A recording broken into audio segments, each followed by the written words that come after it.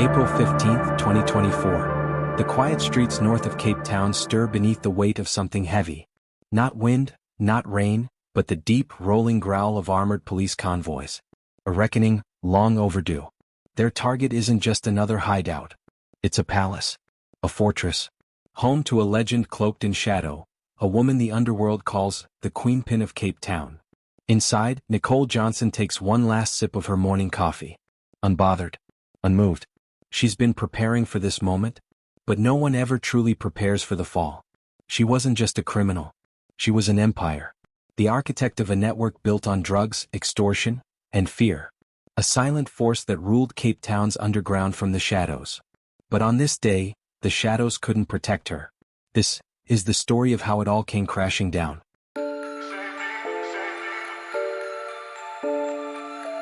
Nicole Johnson's story began in the late 1980s, not in a world of privilege, but in the stark, unforgiving reality of Delft, a township on the periphery of Cape Town. This wasn't just a place on a map, it was a crucible of poverty, deprivation, and social neglect.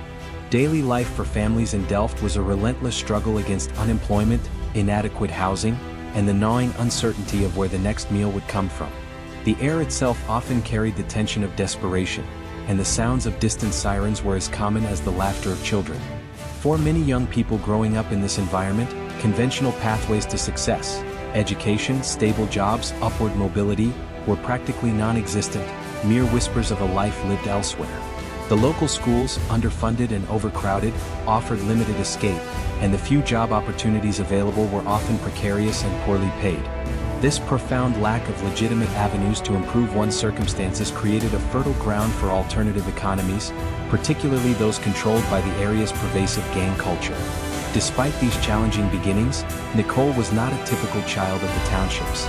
She possessed a sharp intellect, a keen observational eye, and a natural ability to grasp complex ideas. Had circumstances been different, her innate brightness might have propelled her into a successful academic career or a professional field. However, in Delft, such aspirations often remain just that, aspirations overshadowed by the immediate demands of survival.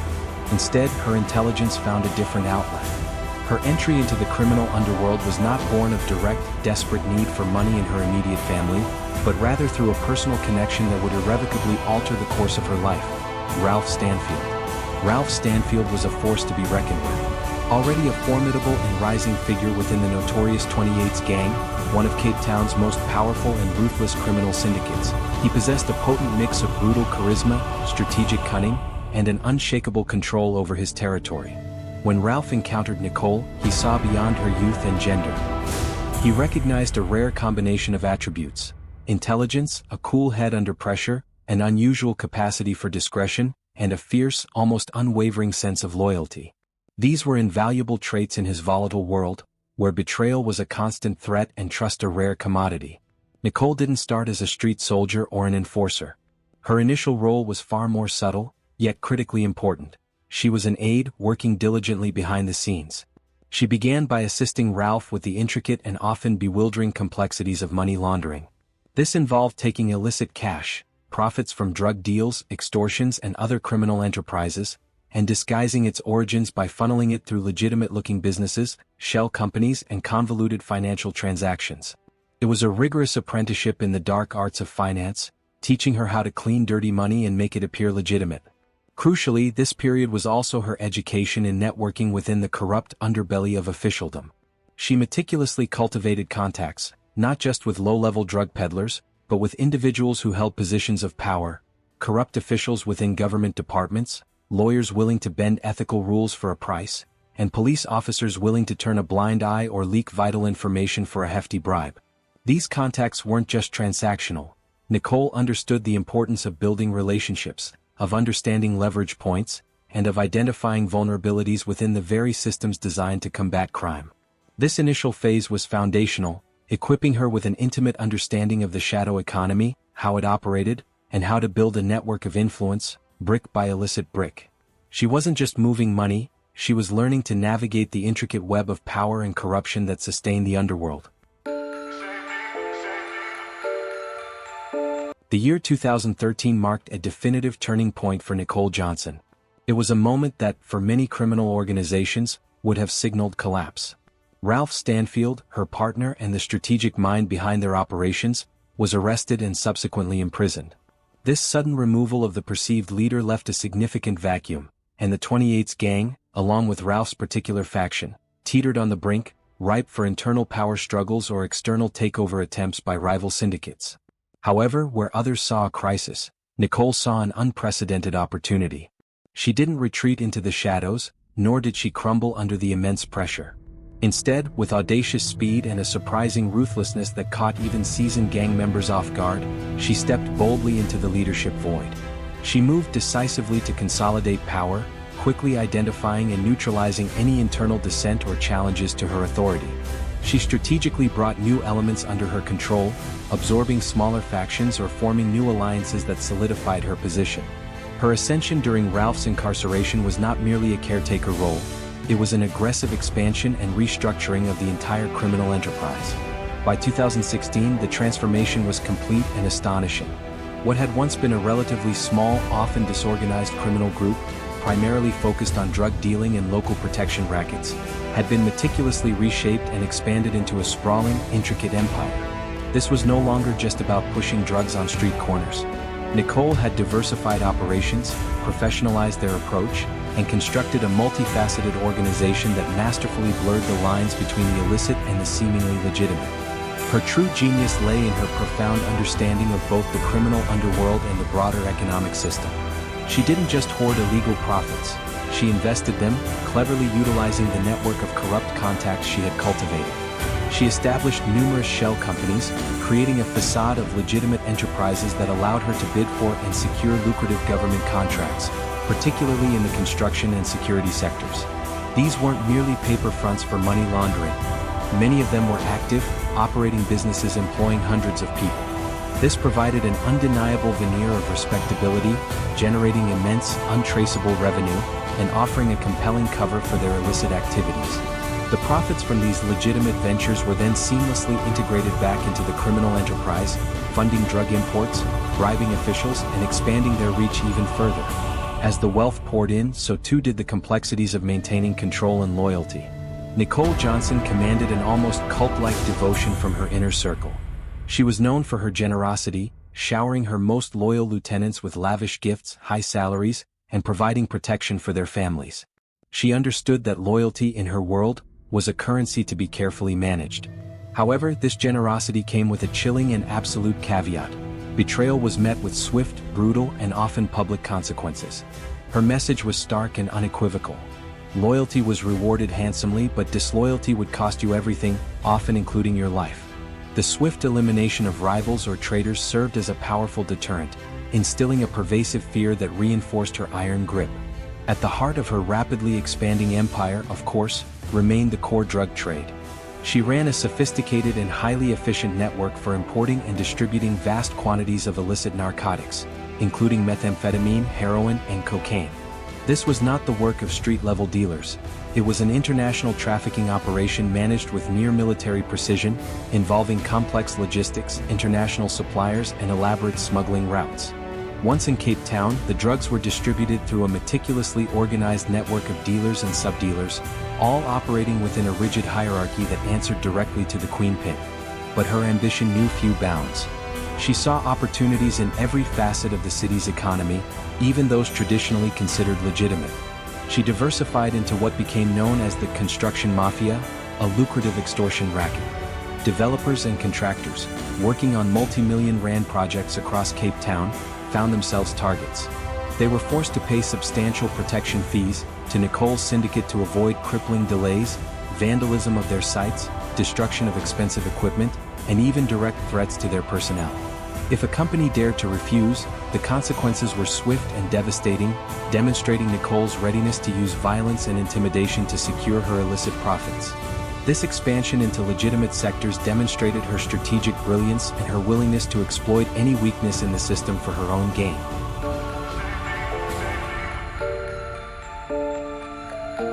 For several years, Nicole Johnson seemed untouchable, her empire appearing as an impregnable fortress built on layers of wealth, fear, and intricate connections.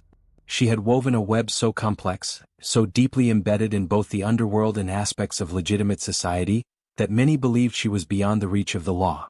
However, even the most formidable fortresses eventually reveal their weak points, and for Nicole, the first significant crack in her seemingly impenetrable facade appeared in 2021.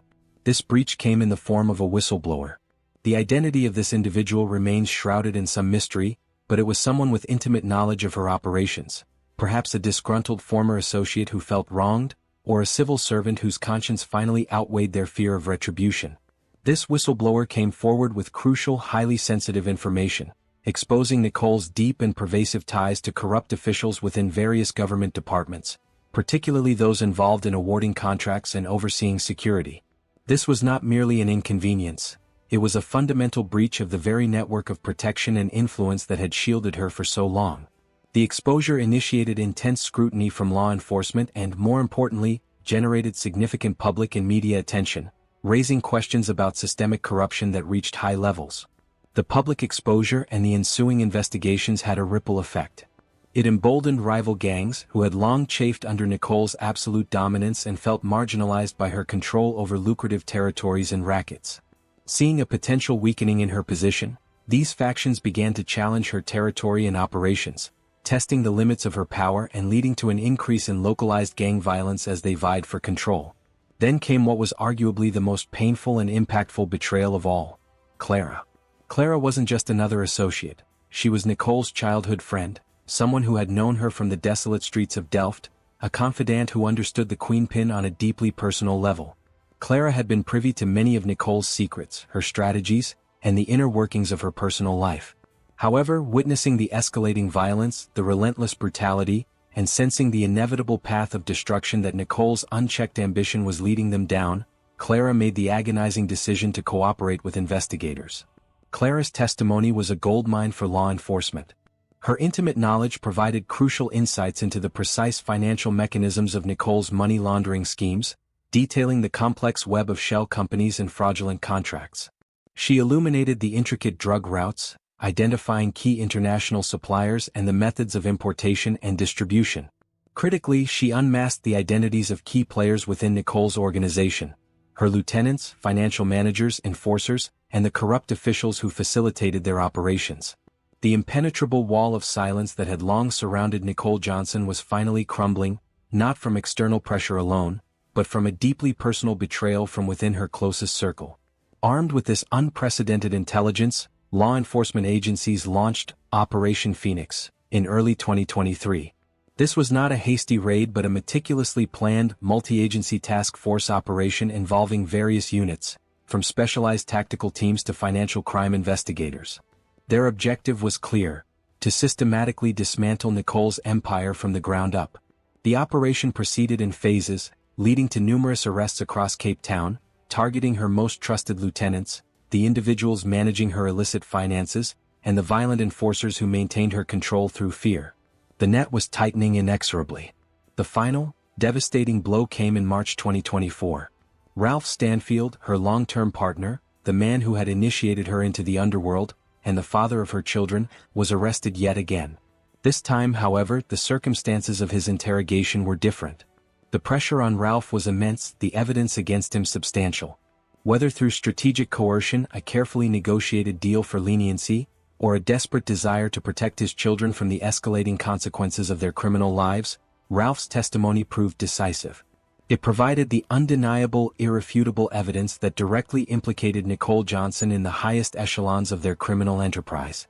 The Queenpin, who had manipulated, controlled, and seemingly outsmarted everyone, was now exposed, her intricate network laid bare by the very person who had first opened the door to that world for her. Her carefully constructed fortress, built on a foundation of illicit wealth and pervasive fear, was collapsing around her, brick by brick. There was nowhere left to hide. The trap was finally sprung. The dawn of April 15, 2024, marked a pivotal moment in Capetown's criminal history. In a meticulously planned and executed operation, tactical police units, acting with swift precision, descended upon Nicole Johnson's sprawling, fortified estate. The element of surprise was paramount.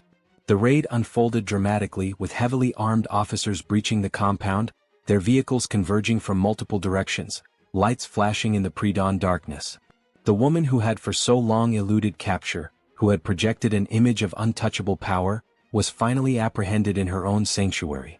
Her arrest sent immediate shockwaves, reverberating not just through the intricate layers of the criminal underworld but across the entire city and beyond. News of the Queenpin of Capetown's capture spread rapidly through traditional media outlets and exploded across social media. The public, long aware of the pervasive influence of organized crime, was both fascinated and relieved. The woman who had commanded such immense power, who had seemingly controlled the flow of illicit drugs, extorted legitimate businesses with impunity, and fostered a climate of fear, was now just another high-profile prisoner, stripped of her glamour and awaiting trial in a maximum security cell. However, the fall of a queen, particularly in the brutal and volatile world of organized crime, inevitably creates a vacuum. And in this cutthroat environment, a vacuum is never left unfilled for long. Nicole's vast empire, once so tightly centralized and brutally controlled, immediately began to splinter. Her absence, coupled with the arrests of many of her top lieutenants during Operation Phoenix, created an unprecedented power vacuum. Rival gangs who had been simmering with resentment under her iron rule and now saw an opportunity to seize control of lucrative territories and drug routes, plunged Cape Town into a brutal turf war.